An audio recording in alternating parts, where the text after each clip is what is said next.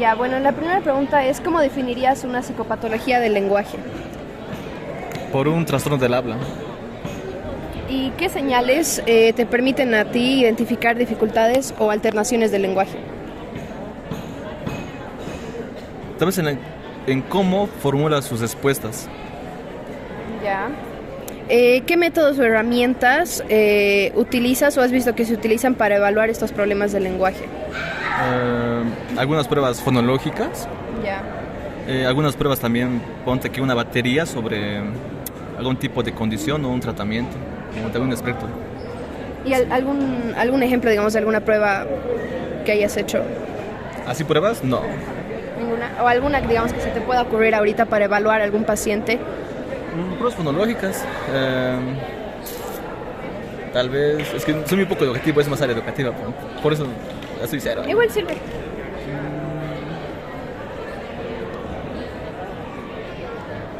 Tal vez un desiderativo. Ya. ¿Y cómo crees que influye el entorno familiar en el proceso terapéutico o educativo? Mucho, mucho, realmente. Creo que tener una familia, una familia estructurada también ayuda mucho, ya que donde yo hago mis pasantías se ve, digamos, una diferencia entre el apoyo familiar y el poco apoyo familiar donde hay. Entonces, realmente para mí es una influencia muy grande. ¿Y en qué aspectos, digamos, has visto que influye más? En lo personal, en lo académico, en lo social, bastante en lo social. ¿Qué estrategias inclusivas recomiendas para trabajar con estas personas que presentan dificultades en el lenguaje? En partes, tal vez trabajar con la familia, un grupo de apoyo tal vez, y con la persona misma sería hacer una batería estructurada, ponte que un WISE o un WIS 5, cosa de que digamos veamos cómo habla el sujeto, cómo formula sus respuestas también. ¿Y cómo crees que el docente puede favorecer a la inclusión de estas personas dentro del aula? ¿Cómo el docente puede favorecer? Eso sí, no sé. De hecho, creo yo que hay muchos docentes que son un poco cesados a su idea y creo que les cuesta abrirse a ese tipo de apoyo a otros también. Y tú, digamos, si fueras docente, digamos, si tuvieras uno de esos casos, ¿cómo harías, digamos, para incluir a ese alumno en la dinámica, digamos, del resto del aula? Es una buena pregunta, nunca me he puesto en la posición de alguien así. Tal vez investigar un poco más. Investigar sobre cómo podemos hacer que esta persona se pueda meter más de lleno con otro grupo que tal vez no es el suyo. ¿Qué cambios se pueden hacer dentro del entorno familiar para poder ayudar al estudiante? ¿Qué cambios? Tal vez una comunicación más asertiva. Ya. Mejorar el lazo entre el padre-madre, hijos y hermanos. ¿Qué dificultades sociales enfrentan comúnmente estas personas que tienen trastornos en el lenguaje?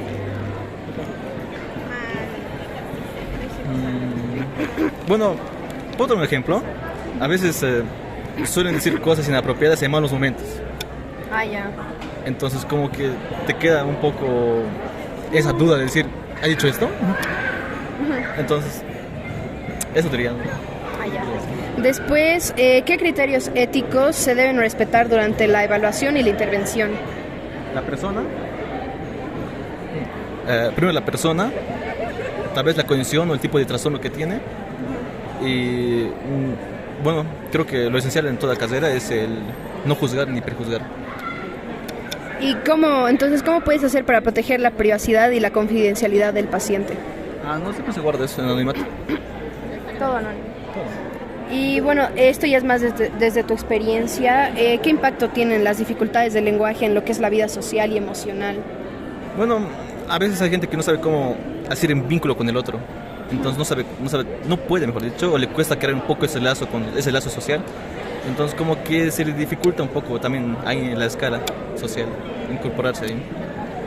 Y por último, ¿qué aspecto consideras que es el más importante al momento de trabajar con personas con psicopatologías del lenguaje? ¿Qué aspectos son importantes? No se dice. A un hombre no se le pregunta qué se necesita y a una mujer cuánto. Tal vez entender su subjetividad. ¿Qué más, digamos? bueno, comprender también lo que dice. A veces él tiene otra idea, pero para nosotros es otra palabra. A ver, ¿puedo dar un ejemplo? Machismo. ¿Alguien? Un chico tal vez de, no sé, de un lugar que no tiene noción de qué es machismo, puede decir que el machismo es decir alguien fuerte, alguien que es enojón también, pero la idea del machismo es otra idea. Y puede decir, no, mi papá es machista, porque es fuerte, pero solamente el machismo significa otra cosa. Ya, gracias. Gracias. ¿Cómo definiría usted una psicopatología del lenguaje? Bueno, para empezar, yo no creo en las patologías, porque las patologías son un recurso utilizado por la biología y la medicina, que lamentablemente se ha colado como terminología y como referencia conceptual a la psicología. Lo que hay en la psicología son formas de relaciones que pueden ser socialmente deseables o no deseables, o aceptables, o moralmente o éticamente aceptables o no. Pero lamentablemente lo que no entra dentro de la norma social o legal o cultural se considera una patología, ¿no? Pero eso para las personas que dentro de la formación psicoanalítica reconocen y validan esta similitud que hay, digamos, con la medicina, ¿no? Con el modelo médico. Después, ¿qué señales le permiten a usted identificar dificultades o alteraciones del lenguaje? Bueno, a ver, yo no soy un experto en el lenguaje, pero creo que el lenguaje es una herramienta que tiene sus singularidades en sus usos por grupos sociales, grupos étnicos, culturales, ¿no es cierto? Entonces, cada grupo desarrolla una normativa, podríamos decir, que regula los modos de comunicación y del uso del lenguaje, pero, qué sé yo, pueden haber historias individuales o singulares que hayan tenido limitaciones, dificultades o distorsiones, digamos, en esta forma de asimilar lo socialmente regulado y tienen problemas precisamente con el lenguaje o con el uso del lenguaje, ¿no? Por ejemplo, personas que no pueden abstraer con facilidad porque no han tenido el desarrollo de una habilidad lingüística muy amplia y son personas que tienen una relación con un lenguaje puramente sustitutivo referencial y no llegan, digamos, a un nivel conceptual abstracto. Entonces, eso puede ser una limitación. Por ejemplo, en una vida académica, quien no puede abstraer está con problemas jodidos porque en una vida académica por lo general vas a manejarte por conceptos, por teorías que son abstracciones de la realidad, ¿no ve? Entonces, si tienes un pensamiento muy concreto, muy pragmático nada más, entonces vas a tener serias dificultades. Pero eso no quiere decir que sea una patología, ¿no? Ya, después, ¿qué métodos o herramientas se utilizan para evaluar problemas del lenguaje? Bueno, yo creo que eso depende del contexto, la circunstancia y el nivel de desarrollo de la persona, ¿no? Te pongo un ejemplo. Aquella persona que trabaja solo de albañil y que vive en un contexto así, no puedes evaluarle como evaluarías a un tipo que estudia filosofía y epistemología. O sea, requieren herramientas diferentes. Entonces, la evaluación siempre va a tener una intencionalidad. ¿Para qué evalúas? ¿No? Y pensar que el lenguaje tiene una sola forma de desarrollo también es una especie de estandarización que no es necesariamente lo más recomendable. Entonces no hay una herramienta específica, ¿no? Ya, después, ¿cómo influye el entorno familiar en el proceso terapéutico o educativo? Definitivamente tu familia es el núcleo principal donde tú aprendes cosas y desarrollas habilidades. Entonces, si has tenido alguna deficiencia en lo esperado por tu contexto social, cultural o familiar, la participación de la familia puede ser fundamental, ¿no? El apoyo, qué sé yo, el tiempo que te dedican, la calidad del tiempo que te dedican, las acciones que toma una familia para mejorar, digamos, una dificultad lingüística, es fundamental, ¿no? A ver, imagínate, si tú quieres aprender a jugar fútbol, pero tu padre te dice, no, primero vas a cocinar, primero vas a hacer esto, o sea, nunca aprendes fútbol. De la misma manera, si tú tienes limitaciones o dificultades lingüísticas para el entorno en el cual tú te desarrollas y tu familia no te apoya, no las superas, ¿no? ¿Qué estrategias inclusivas recomienda usted para trabajar con personas que presentan dificultades en el lenguaje? Yo creo que no hay una estrategia específica, ¿no? Porque cada contexto y cada problema del lenguaje tiene su particularidad, historia o si tú quieres un proceso de cómo ha evolucionado ese problema en un contexto como problema. Entonces, en función de esas circunstancias vas a ver qué puedes utilizar. No todos tienen las mismas condiciones económicas, las mismas condiciones culturales, las mismas condiciones sociales, las mismas condiciones educativas. Por lo tanto, no puedes agarrar una norma o una receta estándar para atender diversidades muy diferentes unas de otras, ¿no? Entonces, no creo que haya una herramienta. Tal vez lo que sí valdría la pena considerar es que en la psicología, casi como en cualquier profesión, necesitas 4 cosas fundamentales para tener un éxito y ser eficiente. Primero, una teoría. Porque no puedes ser ecléctico y utilizar de todo un poco y picotear un poco, porque terminas haciendo un cholet de tu práctica, ¿no es cierto?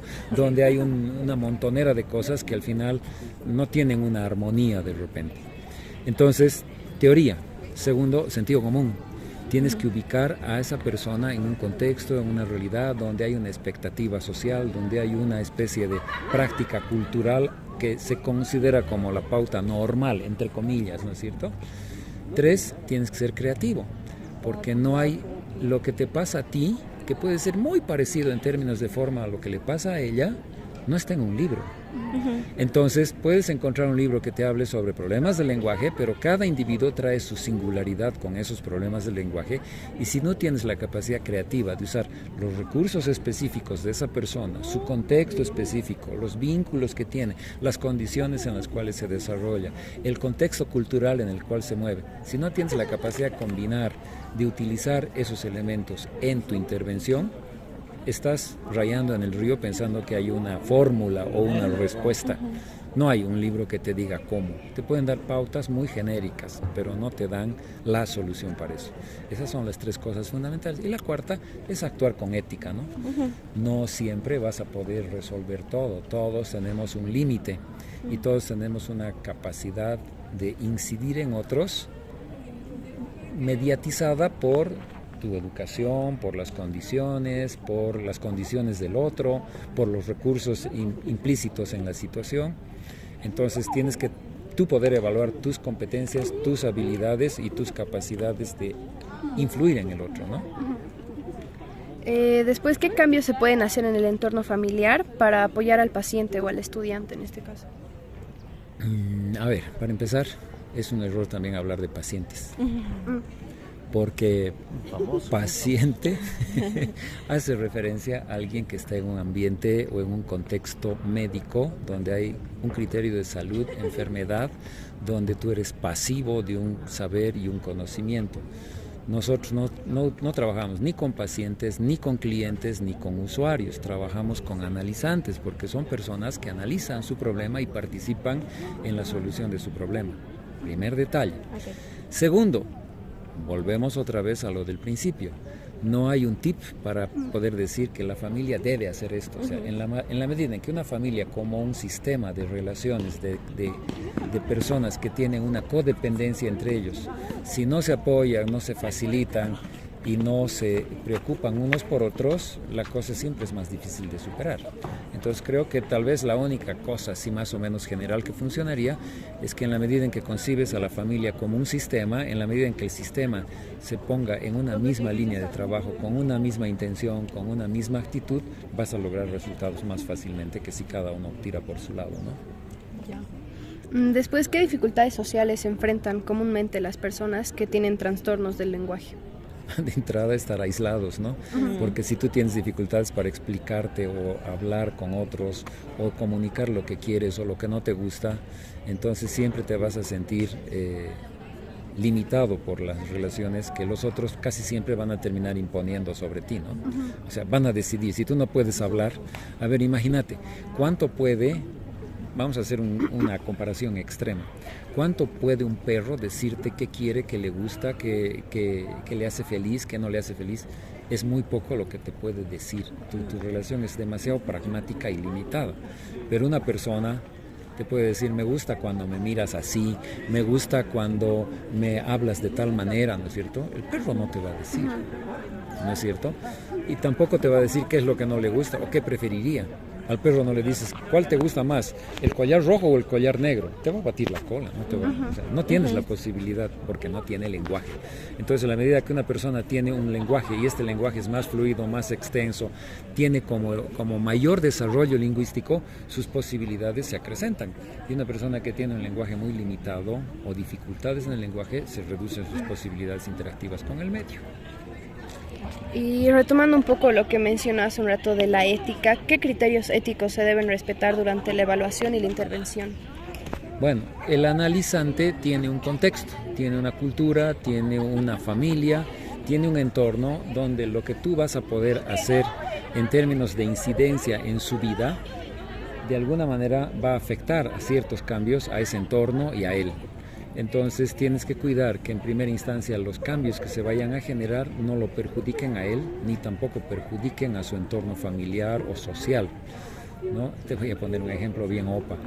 Un sujeto dice, estaba con serios problemas porque los golpeaba mucho a mis hijos y me sentía después muy culpable hasta que me recomendaron ir al psicólogo. ¿Y cómo te ha ido? Muy bien, me ha sentado muy bien el tratamiento del psicólogo. O sea, ya no golpeas a tus hijos. No, sí, los sigo golpeando, pero ya no me siento culpable. Entonces, esa es una solución no ética, ¿te das cuenta? ¿No? Porque estamos trabajando en función de un sujeto y nos está importando el entorno. No puede haber esa relación de desequilibrio. Eso creo que es básicamente ético, ¿no? Ese sentido común, ese sentido de bienestar social, de bienestar, donde lo que tú haces afecta en lo mínimo posible al otro en una mala convivencia, y a la inversa también, ¿no? Y por último, desde su experiencia, ¿qué impacto tienen las dificultades del lenguaje en la vida social y emocional? ¿Y qué aspectos considera más importantes al trabajar con personas que tienen trastornos en el lenguaje? Bueno, de entrada, quien tiene limitaciones en el lenguaje tiene limitaciones en su vida social, ¿no? Entonces, es más, el lenguaje es lo que nos diferencia de las otras especies animales. Entonces, solamente imagínate, quien no puede abstraer, quien no puede comparar, quien no puede tener la capacidad de manifestar lo que piensa, lo que siente, lo que cree, lo que le gusta, lo que no le gusta, las disonancias que tiene en términos conceptuales, de valores con otros, ¿qué posibilidad tiene de estar bien en el mundo? Muy limitadas, ¿no ve? Sí.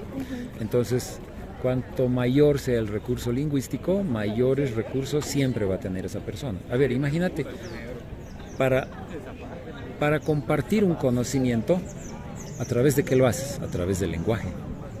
Sin lenguaje no sería posible compartir el conocimiento, compartir la experiencia, ¿no? Para saber que si metes tus dedos en el enchufe, no necesitas ver que el otro haya metido sus dedos al enchufe o meter tú, basta que te lo digan. Y eso es solo lenguaje.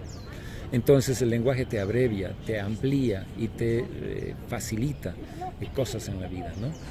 Te abrevia procesos que serían muy difíciles sin el lenguaje y te amplía posibilidades que no serían posibles de acceder si no fuera el lenguaje. Entonces, el consejo general sería que en la medida en que un sistema educativo, un sistema familiar, incorpore en sus miembros la posibilidad de aprender, de desarrollar un sistema reactivo lingüístico, es pues fundamentalmente una de las llaves principales para el éxito y la felicidad de la gente. Ya, gracias. Eso es todo.